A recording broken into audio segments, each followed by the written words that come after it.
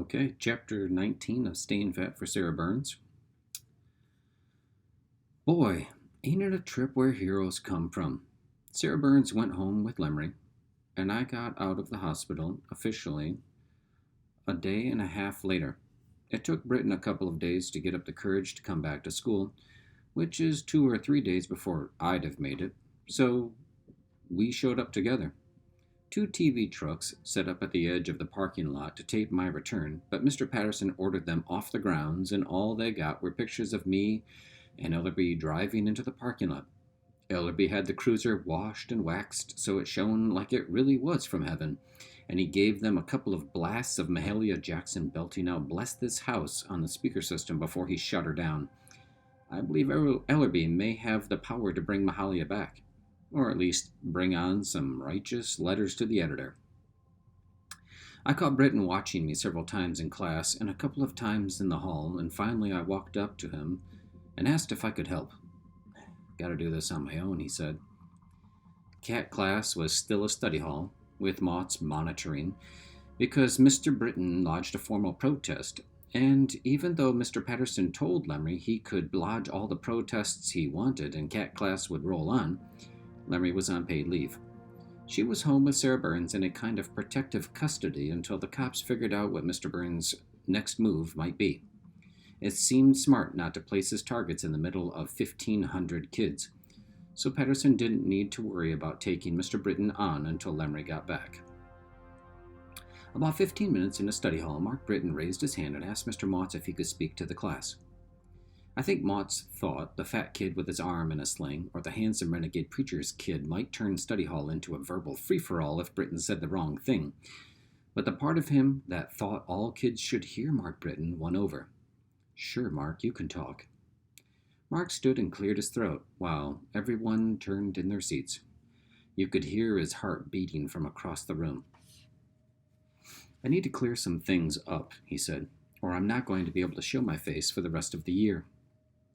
We stared in silence. "I'm a liar," Mark said. "I think the last words I said to this class were that Jody Mueller was a liar." "Not so. Jody got an abortion, just like she said. It was my baby. I was too scared to face what I'd done and too ready to protect myself. So I let her go up to the clinic alone and get an abortion alone and go home alone. Then I tricked her into thinking it was her fault. On one of Jody's good days, I couldn't have done that. But after her abortion, she didn't have any good days. Everything she said about me is true." Mark took a deep breath, then his voice cracked and tears ran down his cheeks, and he turned to Jody. "I'm sorry, Jody. I'm so sorry." He turned back to us. "I don't know what this does to my feelings about abortion, or about God, or about myself, but I'm going to find out." He looked at Motts. "And now I'm going home, because I don't feel like talking anymore, or being around anybody. I'll be back tomorrow." Motts started to protest, but Mark said, "If it means detention, it means detention. Somebody should have put me in detention a long time ago." If I don't remember another thing about that moment, I'll remember how relieved he seemed. For a moment, there was only the sound of Mark Britton's heels against the hardwood as he tucked his books under his arm and walked toward the door. Then there was the sound of Jody's heels following him. Ain't it a trip where heroes come from? Carver wasn't spending many waking hours at our house. He's an accountant by trade, and the tax season had him by the short ones, as he put it. He came over late to sleep with my mother so she wouldn't fret about Mr. Boogeyman Burns sneaking in and nabbing her dumpling. And a couple of nights, we all stayed up and drank hot chocolate and talked about what it must have been like for Sarah Burns to grow up the way she did. When I talked about the burning, or the horrible restraints, Carver seemed edgy. And when I said no one believed Sarah Burns when she tried to tell, he got so quiet Mom changed the subject. One night, he told Mom he had to go out of town on a week-long audit for a company over in Moses Lake. "You're just tired of being under siege," she said. "You want a vacation." If I wanted a vacation, would I go to Moses Lake? That settled, he was on his way. The next time I saw him was on Channel 6. A cop protected Carver's head with his hand as he bent him into the back of a police car. His hands were cuffed behind him. Wayne Heverly, live and on the scene, announced that in a strange twist in the Virgil Burns case, a local accountant had gained entry to Mr. Burns's home, where he lay in wait and subdued him. Burns was in serious condition at Sacred Heart, with multiple fractures, his face so badly beaten as to be unrecognizable. Mom visited Carver several times in the next couple of days, but said surprisingly little, and never invited me along. Mr. Burns recovered steadily in the hospital as more and more charges were heaped on him. There is no statute of limitations on his kind of indecency. Sarah Burns stayed out of sight, as did Lemry. It was all very bizarre. The next time I saw Carver was also on television, in an exclusive interview with Elaine Murphy, taped at the county jail. Carver was dressed in slacks and an open white shirt, his sleeves rolled up as if ready to dig into an audit. Elaine introduced Carver and gave a summary of the case. Then she said, "Mr. Middleton, the prosecutor's office is considering charging you with assault with intent to commit bodily harm. What is your response?" Carver sat back, looking cool and calm. Mom sat beside me, her fingers absently playing along my good arm. "Well," Carver said, "I assaulted him, though I certainly didn't intend to commit bodily harm. Not at the outset. Everything I did after our initial confrontation was in self-defense. I realize I hurt him, but I foolishly didn't have a weapon, and I truly believe he'd have killed me if I hadn't put him out." "So how will you plead?" "Well, I gained unlawful entry, so I have no problem pleading guilty to breaking and entering. Beyond that, I only did what I had to do to stay alive." "So you would plead guilty to breaking and entering?" I am guilty of breaking and entering." Elaine Murphy nodded. "Mr. Middleton, please call me Carver." "Okay. Carver, why do you think the prosecutor's office is so vigorously pursuing more serious charges against you? You did, after all, apprehend a dangerous criminal." "They've told my lawyer they intend to prevent any further such vigilante activity, that a clear statement has to be made to the public." "How do you respond to that?" "I have no problem with it. Virgil Burns is out of the way. That's all I care about."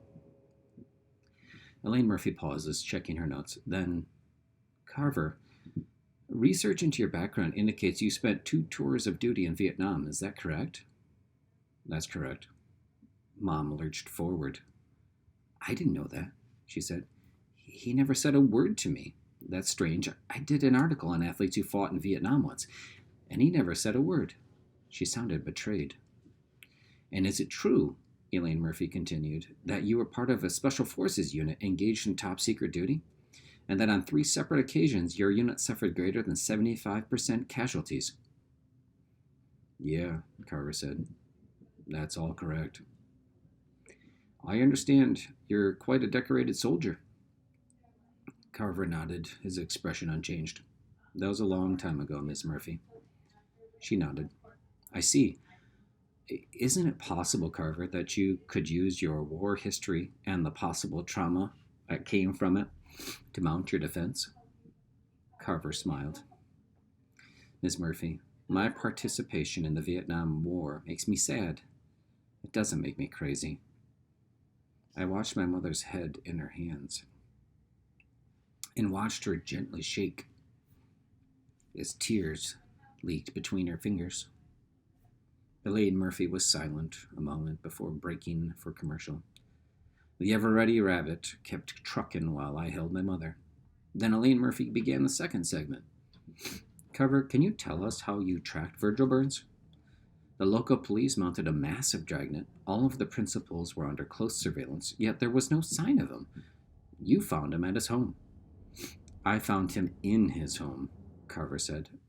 "There was no evidence of his coming or going that the police could have seen from their vantage point. An old potato cellar leads into the Burns' basement from underground. The cellar itself looks like nothing more than a mound of dirt at the edge of the backyard. You have to understand that the police are severely limited by manpower, and their main focus was protection of those principles you mentioned. I had no considerations but to find him. I knew he wouldn't leave town because of things his daughter had said about him, and I knew he had no friends and certainly didn't know the street network. He had to eat, he had to sleep, he had to do those things at home. I simply went through a basement window and waited. Had I known about the underground entrance, there'd have been no violence. He took me by surprise. Did you wait long? About 9 hours. And your intent, Elaine Murphy went on, was simply to apprehend him and let the law take its course? Carver was quiet a moment, and then leaned forward, placing his elbows on the simple gray metal table between himself and his interviewer. Yes, that was my intent. But when that didn't work out, when I saw the power of his instincts, I have to admit, I wanted to hurt him. And I want everyone out there to know that under normal circumstances, I would never advocate for that. But I sat by for several months, watching the fallout from this man's actions. His daughter, who is severely scarred for life, was in the psychiatric unit at Sacred Heart, completely shut down. My girlfriend's son was in a constant state of hopeless turmoil, trying to repair what was beyond repair. That was before Mr. Burns stabbed him with a hunting knife, with the intent to inflict bodily injury, by the way. People were falling in his wake like flies. An attorney friend of mine estimated he might spend 7 years in prison. But Virgil Burns is nothing if not patient. He didn't commit any of his crimes out of greed or any kind of personal gain. He committed them because that's the way he is. In 7 years, he will still be the way he is, and people I love and care about will have to worry about him all over again. So I didn't let up once we were locked in combat. Wait, Carver, Elaine said, putting her hands. You need to know that you may be hurting your case. Carver put up his own hand. I'm on a roll here. You asked about Vietnam. I fought in Vietnam because of other people's beliefs. I joined the service when I was 21 years old, and the first protester hadn't burned the first flag. I participated in operations I'm convinced cost the lives of hundreds of innocent people, mothers and children, grandfathers and grandmothers. Yeah, and some soldiers too. And I didn't go just once. I went twice, and then all hell broke loose over here, and I discovered I'd been a warrior for nothing more than stubborn men's beliefs. All that cost to Vietnam, all that cost to America, all that cost to me. Well, this time I was a warrior for my own beliefs. I did not intend to lay a hand on Mr. Burns if he merely came with me, but I'd be lying to say there was no sense of satisfaction in rendering him harmless once he did come at me. I'm not asking for acquittal or even leniency, but I'm asking for fairness. I did what I did, and I knew the possible consequences. In the eyes of the law, I was wrong. And make no mistake about it, I believe in the law, and I expect to be punished by it. It could cost me irreplaceable time with the woman I love, and time away from her son, whom I would give anything to know better and to gain his respect. But sometimes sacrifices have to be made. This seemed like a good place to make mine. With that, Carver stood, put his hand out to Elaine Murphy, who took it in surprise, probably wondering how she was going to fill up the rest of the half hour, and disappeared from the camera's view. I looked over at Mom's tear-streaked face and took her hand. Use my college money to get him a lawyer, I said. He's got all the respect I have. Boy, ain't it a trip where heroes come from.